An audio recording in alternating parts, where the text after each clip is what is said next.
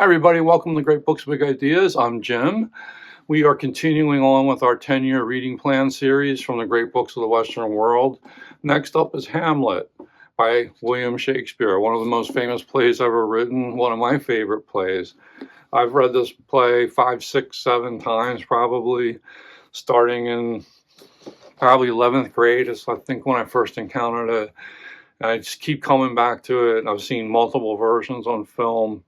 Never seen it live on the stage, unfortunately. That would be something I'd like to get around to doing. But it's a terrific, sublime play. It's a beautiful writing. Hamlet is such a rich character. What can you say? Everyone seems to know Hamlet, and deservedly so. It's just terrific. I want to focus this just on kind of introducing you to the play and some issues surrounding it, and maybe touch on a few discussion questions that you can try to answer in the comments or just on your own or with your book buddies. But anyway, this is in some ways a revenge tragedy. It's sort of like a subgenre of Elizabethan drama. At the time, a lot of people were writing revenge tragedies. It was popular. And it's like, in this case, the revenge plot revolves around the death of Hamlet's father, which happens before the play starts. And turns out, he finds this news from Hamlet finds out, encountering his father's ghost early in the play, that the father has been murdered. He's been poisoned by his brother, Claudius, who now has assumed the throne and has married Hamlet's mother. This is something that Hamlet finds very disturbing. He's just filled with anguish and anger and melancholy and madness. He is just disturbed by what's happened. He was disturbed even before he found out his father was murdered. Once he finds out the father's murdered, the ghost tells him, you got to get revenge. So the play is really about working through that plot. And the central problem really is Hamlet's indecisiveness. He needs more confirmation. He wants to see for himself how the king responds, especially in the middle of the play where you have that play within a play, which is very brilliant. It's a device that Shakespeare also used in Midsummer Night's Dream, where a play is acted out. Hamlet actually writes this scene, inserts it into the performance, which reenacts the murder of his father, and this violently upsets Claudius as he's watching it, and he storms out. So Hamlet gets a little bit of confirmation there. There are scenes where he could act and he doesn't. There are scenes where he acts rashly, thinking he's going to kill Claudius, but he actually killed Polonius, who's a advisor to the king and the father of his girlfriend Ophelia, and he kills Polonius. And then that is a major plot point, and so there's then a second revenge plot unfolds where Polonius's son Laertes comes back to get revenge on Hamlet, which leads you up to the final scene in the play where there's a sword fight, a fencing match that Claudius has kind of schemed together, and he's working as, he's kind of, the tips are poisoned and so forth, and the cup is poisoned, and he's gonna do in Hamlet because he knows Hamlet sort of knows what's going on. And of course there's a lot of bodies strewn on the stage by the end of this revenge plot. So in a sense, Laertes gets his revenge. Hamlet ultimately does kill the king, and but there's a lot of collateral damage. His girlfriend drowns herself. Laertes is dead. His mother drinks the poison. Claudius is dead. Hamlet's dead. Rosencrantz and Guildenstern are dead because they were part of a scheme to have Hamlet done away with when he got to England. It's a complicated plot. Hopefully a lot of you know the story. But What's great is the language of the play and the deep characterization, especially of Hamlet. He's such a larger than life, but and yet very realistic type of character. We can see ourselves, portions of ourselves in these characters. And then there are so many memorable lines in the play, lines that have just become part of our cultural memory or in our DNA. Even if we don't know they came out of Shakespeare or out of this play specifically, they are there. Shakespeare is everywhere. And, I think of the Harold Bloom book. I think it's called Shakespeare and the Invention of the Human. He has a lot of interesting things to say about Hamlet as a character. He's one of the big forces in that book. I'm not a big Harold Bloom fan. Let me just lay that out there. But I did get some good things out of that book. Anyway, a couple things that we could ask ourselves about this play, and I recommend this Introduction to Great Books in a Liberal Education. These have brief introductions and framing of the readings, and then they also ask you some significant questions. Here is just a range of the questions that they ask. I will not attempt to answer them. I'll just throw these out there. Is Hamlet markedly hesitating and indecisive? Is Hamlet decisive and resolute? He's actually a little bit of both. Is Hamlet gentle and kind? Is Hamlet gross and cruel? He's a bit of both. Is Hamlet trusting and open? Is Hamlet crafty? He's a bit of both. Does the tragedy depend upon accidental factors? Is Hamlet too intellectual to act decisively? I think this is a great portrait of a character who thinks too much. Something I can certainly identify with. But rich, to call this play rich is an understatement. It is endless, and it's boundless. The depths, you can keep going down and down and down as far as you want to go.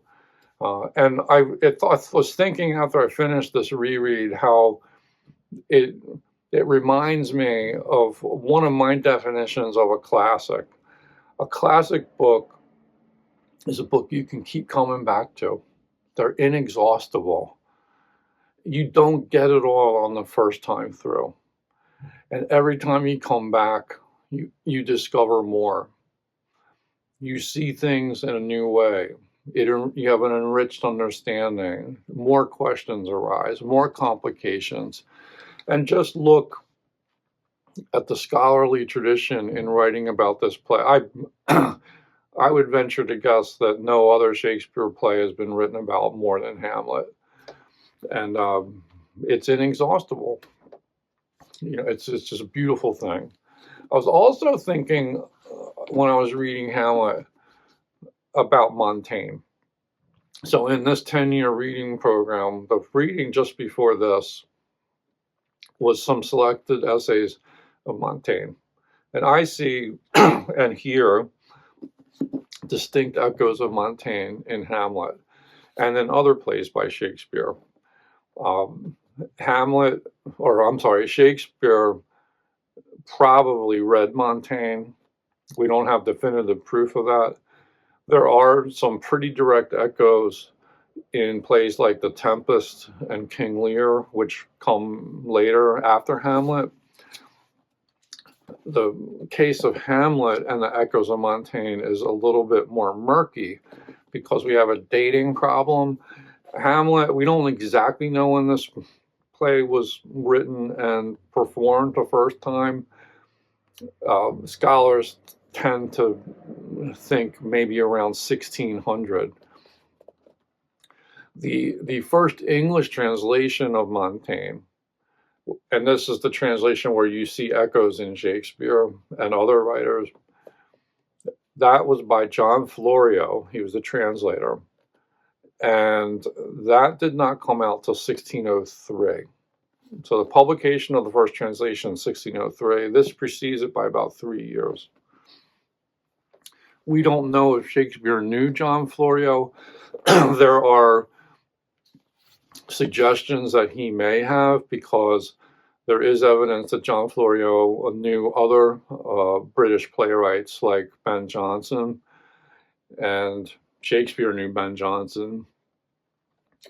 And there's also evidence that I think I have this right, that um, the publication of the Florio translation was announced around 1600. And there's a chance, this is speculation, but scholars speculate that perhaps Shakespeare had read the translation in manuscript form, that it was circulating among friends and other writers and so forth. So if Shakespeare was friends with Florio, there's a good chance he would have seen the translation before it came out, which would explain some of the direct echoes here. I'm going to give you an example of what I feel is like a very Montaignian sentiment, and it comes on page 43. It's in Act 2, Scene 2, where Hamlet is talking to Rosencrantz and Guildenstern, who are basically trying to figure out why he's so upset about things, and doing a little bit of spying on behalf of the king. He says, and this is Hamlet speaking, "I have of late, but wherefore I know not, lost all my mirth, foregone all custom of exercises, and indeed it goes so heavily with my disposition that this goodly frame, the earth, seems to me a sterile promontory. This most excellent canopy, the air, look you, this brave, overhanging firmament, this majestical roof fretted with golden fire. Why, it appears no other thing to me than a foul and pestilent congregation of vapors. What a piece of work is man! How noble in reason! How infinite in faculty! In form and moving, how express and admirable! In action, how like an angel! In apprehension, how like a god! The beauty of the world, the paragon of animals, and yet to me, what is this quintessence of dust? And man delights not me, no, nor woman neither, though by your smiling you seem to say so." You see this sort of the skepticism has strong echoes of Montaigne, the sort of the existential questioning, the intense interest in humanity and the human experience. That's all. That feels to me like it's straight out of Montaigne. So whether there's a direct influence or not is open to debate. But what I think is not open to debate is the overlap in sentiments. These are two great writers, genius writers, writing right around the same time. And it's kind of like, well, this is welling up from their culture, these questions, this moment in history. We're leaving the Middle Ages behind. We're in the Renaissance. We're pointing towards the modern world. And here on that pivot point are characters like Montaigne and like Shakespeare's Hamlet, who are really thinking hard about all of this. I could point like several other passages in the play and soliloquies where you really get a Montaigne flavor out of it. So they're certainly intellectual cousins, and if perhaps Shakespeare had already read some Montaigne by the point that he wrote Hamlet, it's just really, really interesting stuff. Yeah, I mean, you could even think of Hamlet's famous soliloquies as little miniaturized personal essays, couldn't you? So, like, he's given the opportunity to have these great speeches, like the to be or not to be soliloquy. Yeah, the connections just really abound. And I think it was really smart for the framers of the reading list to put Hamlet directly after Montaigne, because you can totally see the parallels there. Anyway, that is just a smallest of tastes of Hamlet. It's an incredible play. If you've never read it before, like, what are you waiting for? Please, like, pick up a copy and read it, see it. But if you've already read it, don't think it's a one and done affair. Like, you have rich rewards awaiting you if you just go back and reread it.